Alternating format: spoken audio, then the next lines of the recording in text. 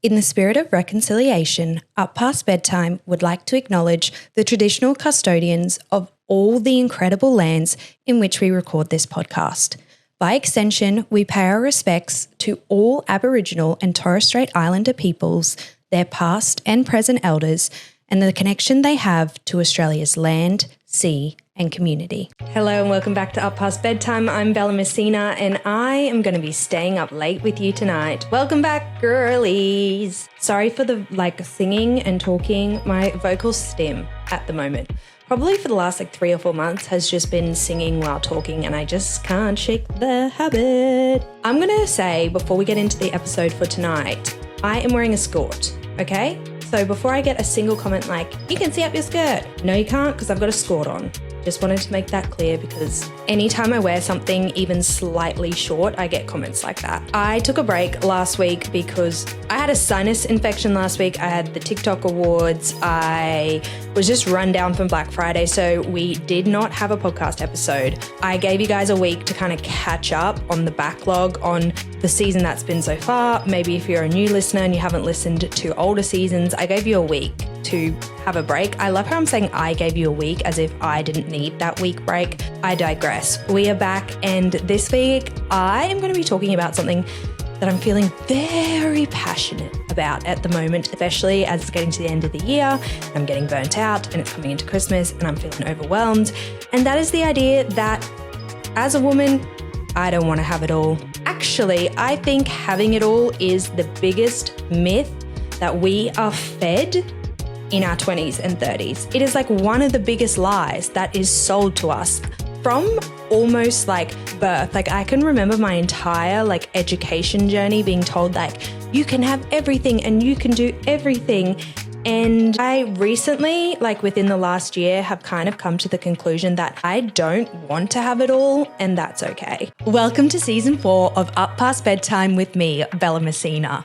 This season, we're doing more real, more raw, more unfiltered late night chats that should feel like a conversation with your bestie. I'll be talking about everything: life, love, motherhood, and the messy middle of figuring out your 20s and 30s. So let's get right to oversharing, shall we? Because honestly, the best conversations always happen when you're up past bedtime.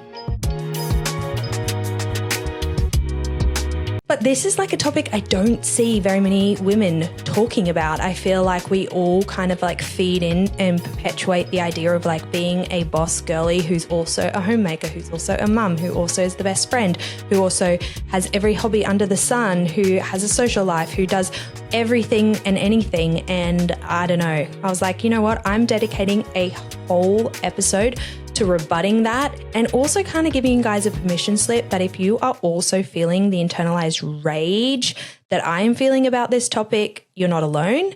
And maybe this is a little permission slip that we can together kind of take the pressure off all of us. I feel like we need to be better at doing that. I kind of always say the only way that things get momentum and things get going is if we talk about it and then we all support each other on it. So I'm okay, I'm opening up the floor. I want to talk about this because I'm over it. If I have to feel the pressure of being a superwoman who wears 100 hats all at once for another year, I'm taking an early exit. I'm sorry, I can't do it for a moment longer. Before we get into the deep stuff, it is time for my nightstand must-haves. Okay, it is going to be a really rogue one this week, and it is definitely going to show my mental state at the moment. My nightstand must-have of the week, or maybe it could be a little bit of homework for you all, is the big caramel Reese's Pieces cups. You guys have been gatekeeping those. Why don't I see anyone talking about them or anyone trying them? I was in a service station the other day and I thought I was just getting a normal Reese's Pieces, which, by the way, I love that Reese's Pieces is now just something you can get all the time. It used to be such an only American thing and you could only get them from specialty stores or whatever. Now they're in Coles, Woolies, Servos, amazing. Anyway, I thought I was just getting a normal Reese's Pieces, got in the car, started eating it, and I was oh, shivers, this has got caramel in it. I did not read that, lol, ADHD. And my life was transformed forever. Delicious. If you are someone who likes caramello, caramel, gooey caramel kind of flavored things, holy Jesus, like way better than just the original, which usually I'm a like original version girly ride or die. Like I don't like it when they fuck with good shit. You know what I mean? Controversial opinion, chicken twisties. What the heck are those? And I know people love them. Hate them. Coca-Cola, the original's great. Why do we need to mess with it? I'll dabble in a bit of vanilla, but like just leave things in the original state. Original is good. That's my ASD showing. Anyway, not this time. The caramel Reese's Pieces cup, amazing. Now, the reason this qualifies for a nightstand must-have is I've been having it as my late night little treaty. If you know a thing about me, I usually have like some type of sweet treat in bed before I go to bed for the night. Like I'll eat it, I'll do a little doom scroll, I'll then go brush my teeth and then I'm out for the night. But like I like to have my little sweet treat in bed, and I've been probably having way too many of those big caramel peanut butter cups from Reese's Pieces. I'm not going to deny it, but I would highly recommend go try them if you've never tried them before. What's the bet? People are going to be like, Bella, please, these were like trending on TikTok 6 months ago. Where were you? I wasn't there. I didn't see anything about them. Go try them and then report back your thoughts because in my opinion, absolutely delicious. Delicious, delicious, delicious, and need a bit more hype. Actually, maybe not, because then like if everyone starts loving them, they like go off, I might not be able to get them as easily. But you guys try them, report back and let me know your thoughts. Okay, now that's out of the way, I'm going to get comfortable because I have things to say on today's episode. Just to set the scene, I am feeling so burnt out right now. I think it is just like classic end of year, like rush pressure. You're trying to get everything done. You're like crawling your way to Christmas. But being a single mum, I just find it is so much more intense because there is literally no one to like catch you, help you with all of that craziness. I also think it kind of is a bit shitty because of my job. Like there's no Christmas parties or there's no like celebration at the end of the year. Like a lot of my time is spent alone in my house, like talking to a camera and not a real person, you know? So I don't get to do like Christmas celebrations or have that like sort of festivity and like camaraderie that like comes with like an office environment. And it's kind of left me just being like, wow, I'm just really tired and I want to go on holidays. I want everyone else to get off work so I have people to talk to and I want to like take a break. Also, a really hard thing with my job is like it doesn't really follow traditional like break periods like pretty much every other job. Like I will still be doing work through the Christmas period, but just at like a reduced schedule, which is kind of soul destroying, but it's okay because I love this job and I'm very lucky and I can't complain. There are definitely worse things that I could be doing. But getting to the end of the year and feeling very overwhelmed, feeling very burnt out, I find myself kind of looking sideways a lot more than I usually do because I'm just feeling like, oh my God, I'm doing really crappy and I'm really tired and I'm not producing the best stuff that I could be producing and I'm not being the best mom. And oh my God, I've got all these different things that I've got to, you know, do and say and organize and whatever. And it kind of just made me realize that the whole idea that is kind of fed to us around like balance and you know, being the ultimate woman is actual bullshit. Like you got to be a present mom, but you also have to be an ambitious career woman. You got to make money, but you got to be a full-time homemaker and carry the domestic load. You got to be a meal prep queen, but also like spontaneous and fun. You got to be fit, emotionally regulated, sexy, social, goal-orientated, and you have to do it with a smile and while being very palatable, very nice, and everyone's bestie. Like, let's be so for real right now. That is the most unobtainable thing that I've ever heard in my life when it's broken down like that. But yet it is something that I know myself. I have told myself, like, you can do it all. You should be doing it all. And I'm so certain you guys tell yourself that too, because it is something that I get messaged about all the time. Now, the problem with this is like the word balance when it comes to like having it all kind of implies that you can have all of those like balls in the air simultaneously and effortlessly. And it's just not real life. Like I think I've really come to accept that like real life comes and goes in seasons and not in like simultaneous categories. You know what I mean? Like you can't have a season of being on all the time. You can't, like there's nothing like that. Like if you broke this down into like a real life example, what like tree do you know that fruits all year round? Nah. Like it's not a natural thing to be on and going and having everything going for you all at once. You need to go through seasons where it's like, okay, now I'm producing, now I'm shedding, now I'm resting, now I'm, I don't know, blooming, blossoming, whatever. Because at the end of the day, a lot of the like shoulds we're getting told are really designed around women being like pleasing, productive, and palatable, not being human. Just to be totally transparent, right now in my life, I don't think I have any balance, like whatsoever. My life right now is like work and making money because I'm like feeling very strung out, very stressed about being like single income, going into another year being like that and just feeling a bit like afloat and not secure and not like I've got everything together. And then the other half is just kids. And it's like when I'm not doing the kids because I've only got them 50-50, I would say like the 50% I have them, my life is just like children. The 50% I don't have them, I'm just like work. And there is such minimal time for anything else, right? And I trust me, for the last year, I have tried to like freaking growth hack it and I don't know, be like, there's got to be a way that I can have more than this and do more. And I'm just like that at this point in time, there's just not, unfortunately. Like I just don't have a place here where I can kind of like cut things around and make it work. Like this is the season I'm in. This is what I have to kind of be focused on. And I honestly just have hit a breaking point where I'm like, I'm tired of feeling like that's not enough and that I'm not doing enough and it's not okay to be in the season that I'm in.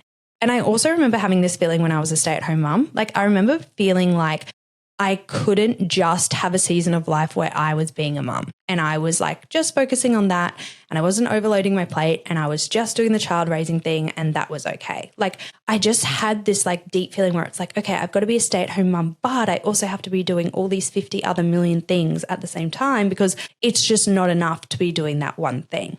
Like I just feel like we are constantly fed this narrative of like, you have to be doing the most, not just what is enough for you in that season. And it really sucks. I think I've mentioned this quite a few times on the podcast. Like a really sensitive spot for me is like, I feel like in the last year of my life, a section of my life that I've really been lacking in is friendship. I'm just honestly not the best friend right now. I just really feel like, unfortunately, and it makes me really sad and I have so much guilt and shame over it, my prioritizing of friendship has been very low. Right? Like it's just unfortunately quite low on the list. I still see my friends. I try and talk to my friends as much as possible, but I just feel like I have so much on my plate. I'm so overstimulated. I'm so overloaded with other things that's like I'm not as good in checking in with my friends, or I don't remember things, or it can go a really long time between me messaging people, or I'm just not the best in that situation. And that is really hard for me. And I feel like I just end up putting like so much shame and like judgment on myself for that. I also I don't watch TV much at the moment. I haven't had much time for reading. I don't really do any of my hobbies right now. That's also something that I've like put a lot of pressure and shame on myself and being like, you should be doing that. Like, how dare you don't? Like, you're a shit human because you haven't, I don't know, diversified yourself and do, 50 million things instead of just being like, you know what? Yeah, like you are tired by 8 o'clock at night when you finally get your kids down or when you're finally done working. Like you do just want to go to bed. No, you can't watch, reality TV or read your book or knit or crochet or go play a team sport or like that's fine. And then I was trying to have this conversation the other day with someone and I was just explaining like, I just think the whole like you can have it all myth is like such BS and like blah, blah, blah. And then they replied, and this was no judgment on them, they replied with the whole like, oh, you can have it all, you just can't have it all at once sort of thing. And I'm going to be so honest with you guys, that phrase makes me even more enraged than like, you can have it all. Because it's like, oh, that's okay if you're feeling really burnt out and you can't have it all right now. You can have it all later. To me, that phrase does not take the pressure off at all. Instead, when you're trying to communicate like, hey, I just don't want to have it all and I'm feeling burnt out and I just want to do what I want to do and that's enough for me. It's like, okay, well, you can have that break for now, but just know in the future when, you're in X, Y, and Z season, then you can go and do all those other things. Like, I just feel like it perpetuates the pressure that is just constantly put on us to do everything all the time. I feel like you guys can tell how worked up I am about this topic at the moment by like my like canter and like the way I'm talking. Cause I'm just like I've truly hit my breaking point I think especially this week, I kind of finished out Black Friday, which I know I keep saying this, and like people who don't work in any type of like e-commerce, social media industry, whatever, don't really get it. But like the only way I can describe it is like Black Friday in this sort of industry is the equivalent of like end of financial year for an accountant and how crazy it is for them. It is just like your whole year kind of builds up to this time of year.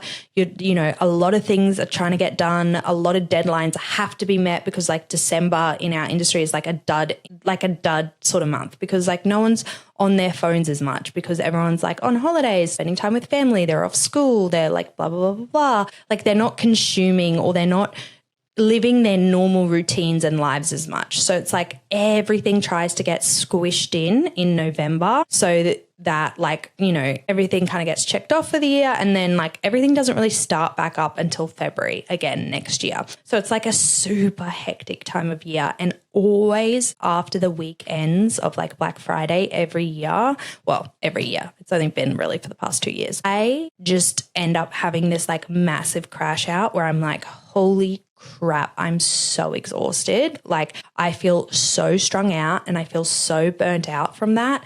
And then it's like you just kind of got to go in to like December, which is such a busy month as like a mother. It's also as well, like in my industry, like you don't really 100% like ever really rest. Like I feel like even when we go on holidays, we're still like sort of working because we're like always producing organic content all the time, you know? So you just kind of feel like you never get a switch off period or like a period to like warm down in any sense. And so then every time at this time of year, I get really frustrated by the idea of like, oh, I have to be doing everything and superwoman as like a mother and a woman because I'm just like, this is not possible. Like, this is not sustainable. Like, I just did the freaking busiest freaking month of my life in work. And then now I'm meant to be doing Elf on the Shelf every day and like hand baking freaking cookies with my children for Christmas and taking them to do Santa photos.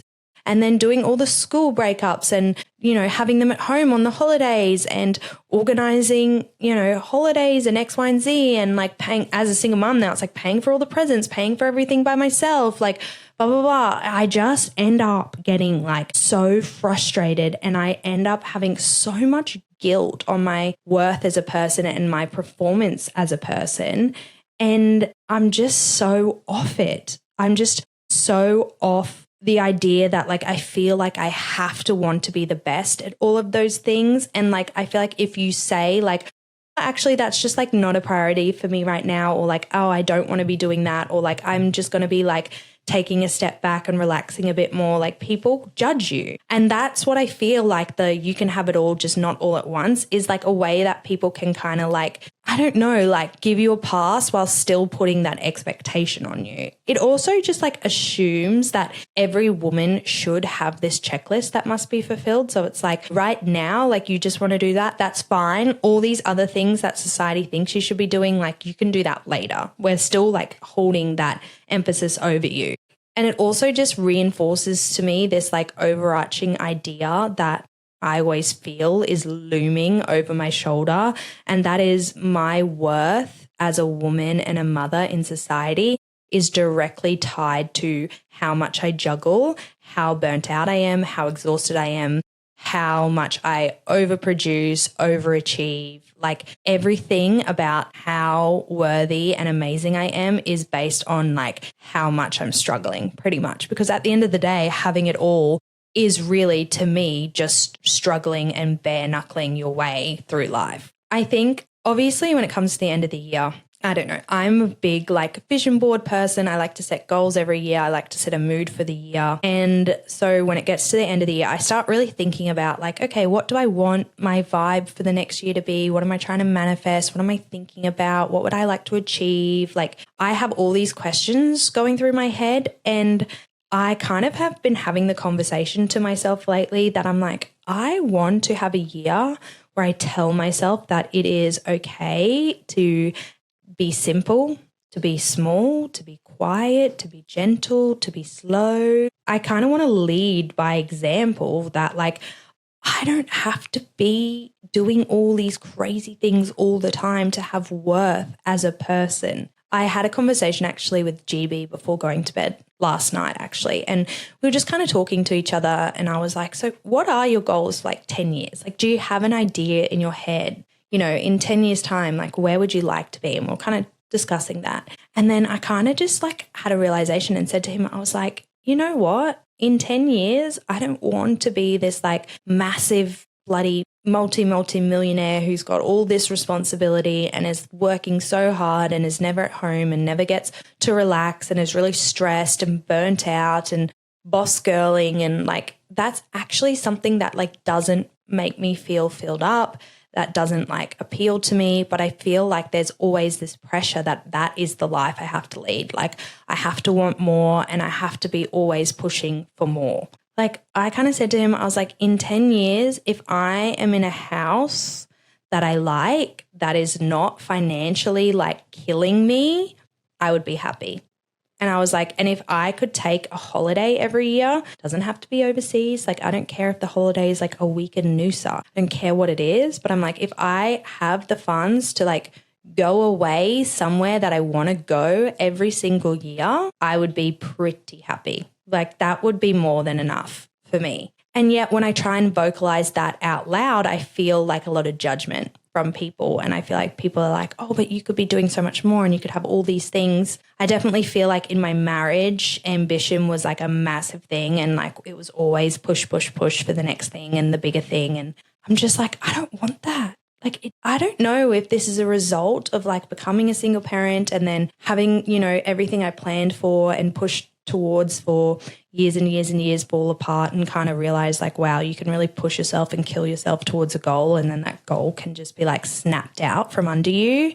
But I'm just had this realization where I'm like, that's just not something that I really want to do or put my time and energy towards, is like being bigger and better all the time. Like I'm kind of happy just having enough. And I feel like the only thing now that kind of holds me back from vocalizing that more is this pressure that I feel like is often put on women, that it's like, well, you should always be wanting more. It's like even on a really simple sense, like you have a baby and then it's like, when's the next one? You, I don't know, buy a house and then it's always like, oh, this is just the house for now. And then, you know, the next one I'm going to be in is going to be better. It's like, what if it's not? Like, what if you're just okay with being like, nope, I'm going to buy this house and be in this house for like the next 30 years. And I'm so happy doing that. And I'm totally fine just having enough to pay my bills and living like a really happy, content, fulfilled life. Like I am an ambitious person and I definitely have things that I'd love to achieve and goals and whatever, but I think I'm just kind of getting to a season of the life where I'm like, I just don't want to sacrifice everything else for that. I would rather like do a philosophy on my life of like priority led living than, you know, do it all, be the best all the time, produce all the time sort of living. And to me, that kind of means like when I'm, you know, in a season of life or when I'm, you know, starting a new year, or it doesn't even have to be a new year, whatever, I think I just kind of want to go in and be like, okay, I'm going to choose 2 to 3 things that I'm like, this is what I want to be prioritizing and this is what I'm focusing on at the moment. And then everything else just becomes neutral, not failing, not pushed aside, not whatever, just neutral. That's just there. It's just there. They're things that I have to do and keep up with. But my focus is just on these 2 to 3 things, whatever they are for whatever season you're in. Like maybe it's family and you want to have more babies. Maybe it's career.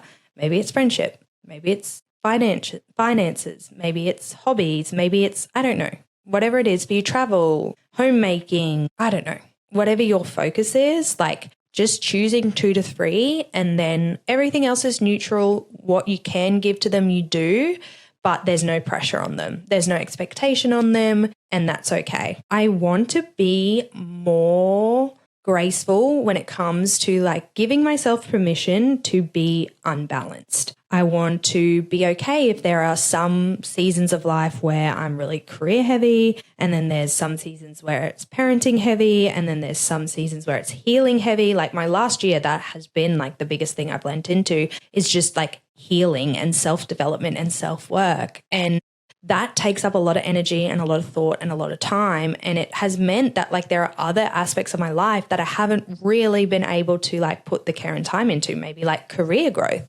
or, saving for certain things because a lot of my money has gone towards therapies and, other things like that. Like, I want that to be okay. Like, I want it to be okay to go through seasons of life where it's just about like fun and play and joy and, work isn't a big focus on myself. Man, if I get to have a season like that, let me tell you, I'm taking it with two hands. If I get a season where I feel like financially okay and I'm like, cool, work doesn't have to be my number one priority because I'm not stressed about money all the time, that will be ideal. But the thing I really want to have the permission on is leaning into those seasons and not putting the judgment on myself that doing so means that I'm dropping the ball on everything else. That is a term that I have used so much in the last 2 years of I dropped the ball on that. I dropped the ball on this.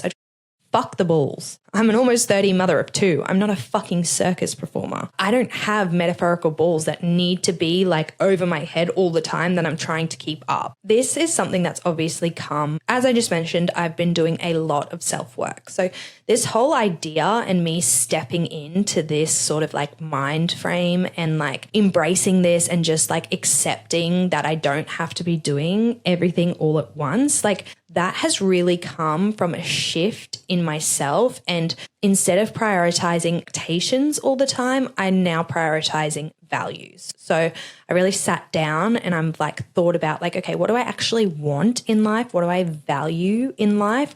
Which a lot of that became clear when my life fell apart. It's very easy when you go to rock bottom to figure out what your life values are because you're kind of crap, when everything goes away, what is the most important thing to me?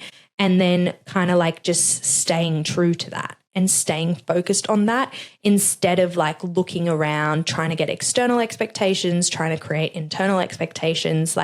I find if you move into your life being value-based instead of expectation-based, that becomes significantly easier. It kind of gets you into this mindset. I deem it good enough living. And it's kind of, I don't know, people kind of shit on the idea of oh, it's good enough. I don't want good enough. I want amazing. But sometimes good enough is amazing. You know what I mean? Sometimes you don't need to have the most aesthetically perfect situation or environment or circumstance. You can just have good enough and still be very happy, very fulfilled and very comfortable. Understanding that laundry will never end, your inbox will never be clear, you will never get to the end of a work day and 100% be all done. Every single, thing on my checklist is marked off. That is just not realistic or possible. But none of that also equates to your worth and your happiness as a human. You know what I mean? And I feel that is directly opposite to what we are fed day in and day out about being a woman. We are fed that our worth is directly connected to how we service, how we provide, and how we achieve. And so it is a really hard thing to kind of switch that mindset. And so using the idea of okay, just do good enough has been a way that I can kind of decrease that pressure without cold turkey and going the other way, because I don't want to sit there and be I give up on everything. I never want to achieve anything again. And I want to be a bum that I don't know, does nothing and contributes nothing. Obviously not. But I think I just want to stop thinking about myself as a robot who has to do everything all the time. I'm very aware that this sort of all or nothing mindset is something that people with ADHD do struggle with, and balancing and prioritizing and not just hyperfixating, going in on everything is not the easiest thing to do. So I'm trying to really restructure my ideas around productivity. I actually saw a TikTok the other day that blew my mind because I was lol. And it was this girl and she was saying oh, I didn't achieve anything today, or oh, I wasn't productive today, or oh, I couldn't get this done today. And then the caption was something oh, your ADHD disabled you from, being a typical producing adult, maybe because ADHD is a disability. That's why it's disabling. And I was oh yeah, lol. I actually am struggling with something that means I cannot perform or produce or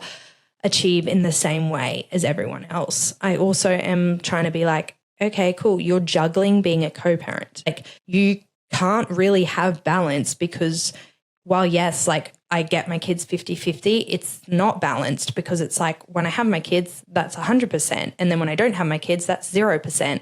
Like that's not balanced. That's like a very stark difference between our custody days. And so of course, yes, it's very hard and you feel like you're constantly like readjusting, you know, your life and your expectation and even your identity a little bit. Working full time as a content creator, no, it's not a hard job. No one jump down my throat. I'm not saying that. There are definitely hard jobs, but it is hard to do a job that kind of the role is working all the time. Like your life and you as a person becomes your work and becomes what people consume and what people want. So you can kind of constantly feel like you never really switch off and you never really get time off unless you fully take like a detox and step away and like completely stop doing your work. But I'm trying to do that while also being the default parent and default provider in my house. So that's not really realistic. So I'm not really going to have balance there. The biggest one for me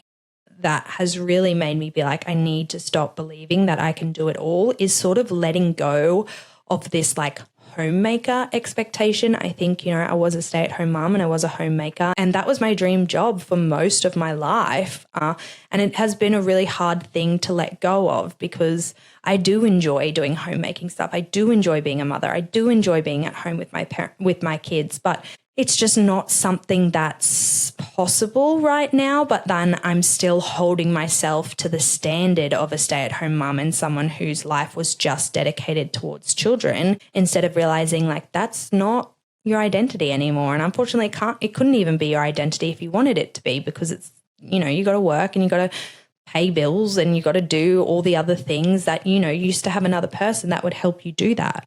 That person isn't there anymore. So you've got to kind of pick up the slack and you can't, you know, have the same expectation on yourself to be achieving and doing in the, you know, domestic category the same as you were when that was your full focus and your first priority. You know, what my opinion on things might not mean two shits to you guys, but I think if you're listening to this podcast, it has some weight or you know, you have some curiosity behind it. And I think I'm kind of getting to a season of life where I'm really okay with the idea that like life, not everyone's life needs to be impressive. Like it's great if you have this like impressive story and you're doing all this really cool shit, like go off. I love that for you, but it doesn't need to be that way. Not, you know, your life doesn't need to be like feminine or maternal.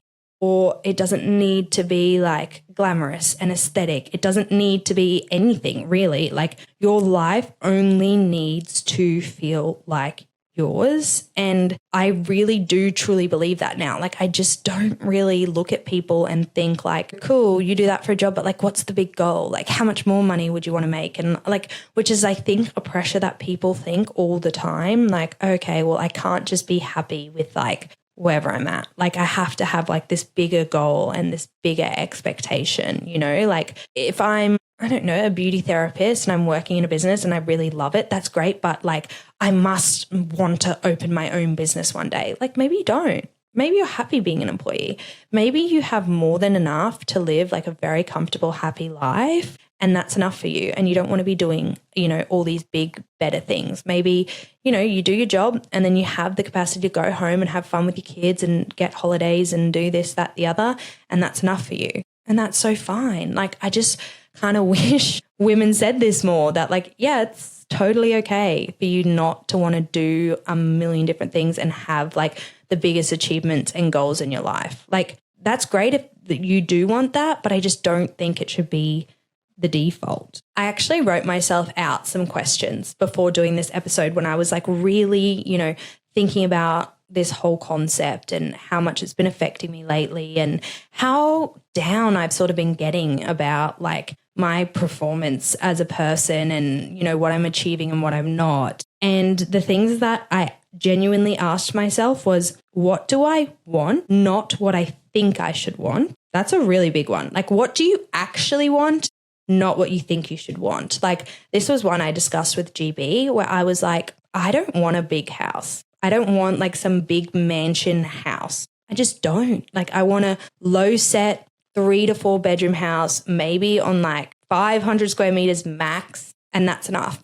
And I would like to be in a house that I'm going to live in indefinitely. Like, I would like to just commit to a house and make it my home and be happy there. Like, I don't need this massive piece of property or like this huge mansion, 6-bedroom, media room, this, that, home gym. Like, I don't want that. I don't need it. It's so much maintenance, so much upkeep. Like, I just don't care for it. And like, when you actually ask yourself that and like breathe into that, it's really nice. It's really releasing. I really recommend doing it. Then the next question I asked myself was, what areas of my life do I actually care about being excellent in? Like, what parts of my life do I actually give a fuck about? Parenting, motherhood. Yes, I want to be excellent in that. That's always been the top of my list. My home is really big. A big thing for me as a person is just like my space. I like my space. Like, and when I say excellent, I don't mean like it's the best home you've ever seen.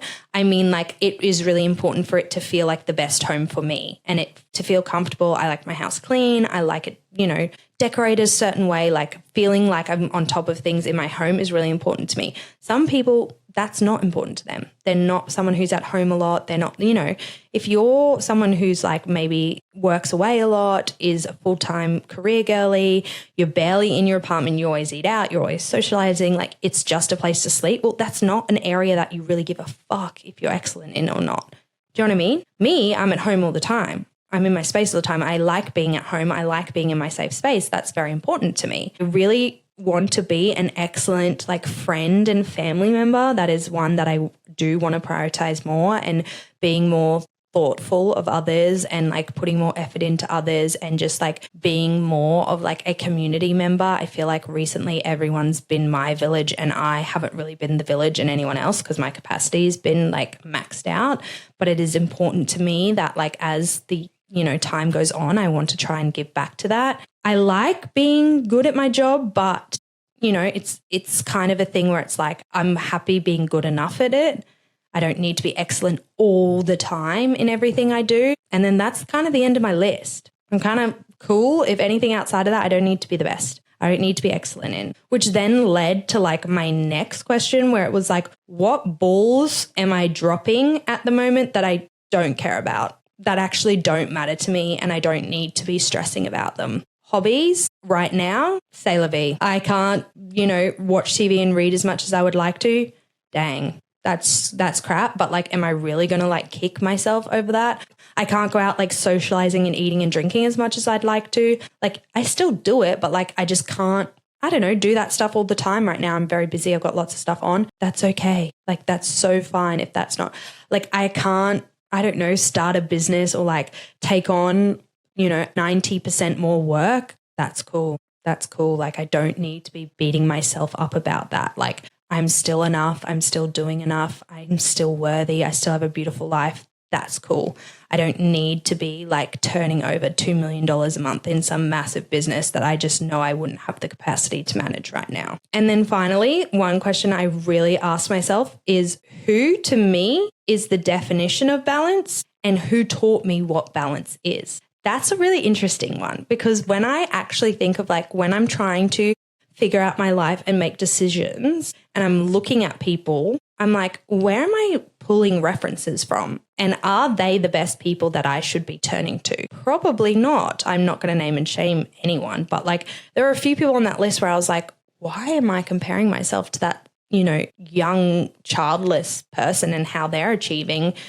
Or why am I comparing myself to like XY family member or whatever it is, when they're not really the person I should be turning to and looking at? I love a bit of ChatGPT. So then I put into ChatGPT, what is a term that I could replace balance with to try and encompass this idea that I'm moving away from like having it all? And it came out with 5 different alternative options. So instead of being like, my life is balanced, I could be like, my life is aligned, my life is sustainable, my life is seasonal, my life is intentional, my life is meaningful. Those 5 descriptors are a way better metric than the idea of like balanced and having everything, perfectly aligned and in the right way. Like you could say like, oh, my life is really unbalanced at the moment, but it's very aligned with what I want and where I'm going and what I'm trying to achieve. Or like, oh, my life isn't really as balanced right now, but it's intentional. Like I'm choosing to structure my life this way and that's fine. Or like, oh yeah, my life isn't balanced right now, but it's super meaningful. Like I'm doing lots of family stuff right now. I'm doing lots of travel. I'm doing lots of X, Y, and Z. I just kind of feel like the term balance and that whole idea is just the ultimate like gotcha, catch 22 for women. It's like just this thing that's like a carrot dangled in front of us that we're like constantly chasing and pushing towards. I don't know. I don't know what this whole thought process is kind of going to mean for me in 2026. Like obviously that is something I'm thinking a lot about, and I'm trying to, every year I choose a word for the year, and like I'm really struggling to think of what my word for 2026 is, because this is like the thought process I'm kind of going through, and like the idea of like, okay, my word is always like some big achieving thing. Like maybe it's not that this year. Like this year my word was bloom, and I definitely feel like my year did reflect that. It was a really big year for me to like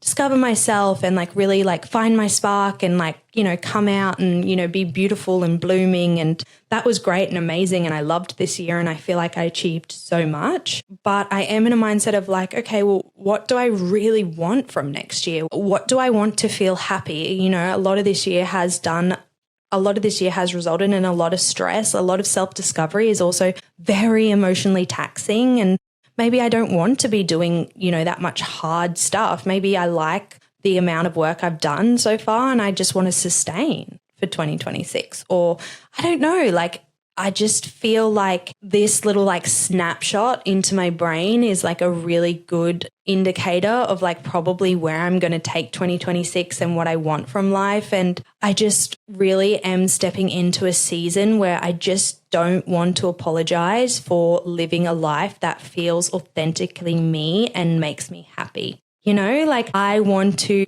live my life how I want to live it and not apologize for that. I feel like a lot of my adult life, pretty much all my adult life, apart from, 2025, was very high masking, was me very much meeting other people's expectations, for me doing things that I thought other people wanted of me. And I'm not feeling that anymore. I've really let a lot of that go. And that's kind of cool to say on the mic right now, because I just never thought I would get to a stage in life where I'd be able to be like, you know what, I don't really care about what the expectations are. I just want to do what makes me happy. Like I used to be so terrified to even entertain that thought in any sense or form. So I'm kind of like happy to not be on that train of thought anymore. And I like having discussions like this. Like I want to talk to more women about the idea of like, hey, can we just be okay with being us? Can we just be authentic? Can we just be like true to who we are and not have to do all these 50 million things all the time? Because I'm tired of feeling competitive with other women. I'm tired of feeling pressure from other women. I'm tired of feeling like I'm always looking at other women and I've got to compete with them and keep up with them. And like, can we just all affirm each other and be like, cool, what you want to do and what you're doing is enough. And that's the end of. You don't need to put justifications after that. I don't know. I'm really hoping like I can kind of push that more next year and move us all kind of into a space of that. And like, I would love if at the end of next year, I had heaps of women being like, oh, you've really inspired me to like live authentically and like just be happy with what I want and not look at other people. Maybe that's got to be my word for 2026, authenticity. I might have to ponder on that a bit more, but that sounds nice. Like a year of authenticity, that would be very, very fun. Anyway, I feel like this episode has just been like a massive brain dump around the concept of like the pressure that I am feeling as a woman right now and as a mother. I love how I'm saying like this episode has been a brain dump, as if every episode that I'm solo is not just me brain dumping my thoughts. But I don't know, I kind of like podcasts that are like that. I like putting a podcast on and kind of feeling like I'm listening to a voice note from a friend and they're just kind of like telling me what's going on in their brain and like I don't know, like it's not feeling like super structured or pressured or like I've got to do all these different things. Like sometimes I just like to feel like there's someone else having the same thoughts as me and just feel like I'm not alone in the things that I'm facing and the experiences that I'm having. I haven't done a bedtime story on Up Past Bedtime in a couple of weeks now, which I apologize for, but the episodes just haven't allowed for it. But I am going to do one at the end of this episode because I feel like there was a bit of a development on my TikTok this week. I did disclose some information about my marriage breakdown, which I, for the last 16 months, have held very strong on not discussing. And then I just was like, you know what, blow it. I'm going to say this. I'm going to speak my truth. I'm going to get this off my chest before I head into 2026 because I am tired of carrying this and protecting and shielding and compensating for someone who is not doing the same in return for me in any way, shape or form. And I just want to live authentically as myself and not have to feel like I'm constantly jumping through hoops to shelter and pretty things up. If you don't know what I'm talking about, you can head over to my profile and find it yourself. I know the major critique that I'm getting is like, she said she was never going to talk about that. I did say that. Obviously, I changed my mind. I feel a lot of guilt about it. I feel a lot of like sadness about it because the reasons I wasn't talking about it like are still valid and I would have loved to have upheld it, but it kind of got to a point where it was like, okay, cool, this is not speaking this and not sharing this part of my story is really affecting my mental health. And it's really weighing on me a lot. And this is not a ball that I need to keep up in the air. Like, it's just not my responsibility to keep this up in the air all the time. Like, I didn't ask for it. I definitely didn't want it. Like, it's not my job to carry this for the rest of forever. It's just not. And I just kind of went into that and just decided I wanted to let go. And I did. I do feel like a lot of mum guilt about it. And you know, I've had a lot of conversations with people. I'm like, maybe I'm a bad mom for saying this and putting this on the internet. And, you know, maybe I am. Maybe I am going to have a massive conversation with my daughters in 10, 15 years and I'm going to have to do a lot of apologizing and groveling. I guess I'll have to cross that bridge when I get to it. But I also had to do what I felt like was best in the time and in this present moment. And I don't have a crystal ball and I can't tell the future. And yeah, I couldn't carry it any longer. Like, that's just the honest truth. I could not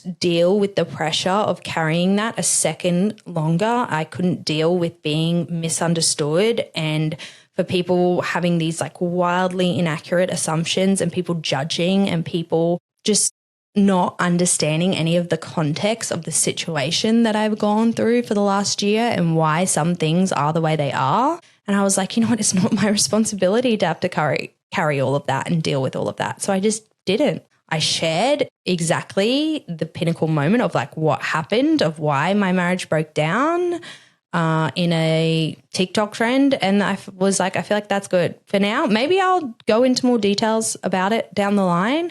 But for now, I'm like, cool, I can take a breath. I can take that weight off myself and I don't have to like dance around and be scared and be meek about this topic anymore. I can just put it on the table and it is what it is. Everyone was like, oh, this must mean the divorce is finalized. It's not. Literally, there was no like change in that to result in that video. Like, I can't talk about where the divorce is at or whatever, but there was no correlation between those two things. That was like a purely me, my mental health, where I was at type of thing. It has nothing to do with anything to do with the actual like settlement process. I was really overwhelmed with the support I kind of received and the positivity and people kind of like just being there and letting me know that they see me, they support me. Like, that was really, really nice and actually really made me feel a lot better and a lot more relaxed. I was very anxious at first with how everything was going to be perceived. I feel like, unfortunately, I am the type of creator that I can often get very micro-analyzed and like be picked apart on every little thing. So it was a relief to kind of feel like that wasn't happening in this instant. And I know my most loyal, my most enthusiastic, I don't know what the word is, followers, friends are people who listen to the podcast. So I guess the biggest thank you to anyone who has shown me their love and support over the last week and a bit. I am very, very grateful always for everything you guys do. I am so thankful to be here. I'm so thankful that you guys allow me to, build this community. You allow me to interact with you. You trust me. I truly, truly, truly will never, ever take that for granted. So thank you. Wow, what an episode. What a just here, there, everywhere. Let's just get vulnerable and Bella can just tell you everything she's thinking in her brain right now type of episode. I hope you guys enjoyed it nonetheless. If you are listening and you do not follow on Spotify and you're a Spotify listener, please follow us on Spotify. It is very, very helpful. If you watch on YouTube and you haven't subscribed, hit the subscribe button right now. Come follow us on TikTok. Come follow us on Instagram. There will be an After Dark episode this week, so get ready for that. For now, that is all from me. So I'm going to love ya and I'm going to leave ya. Sweet dreams.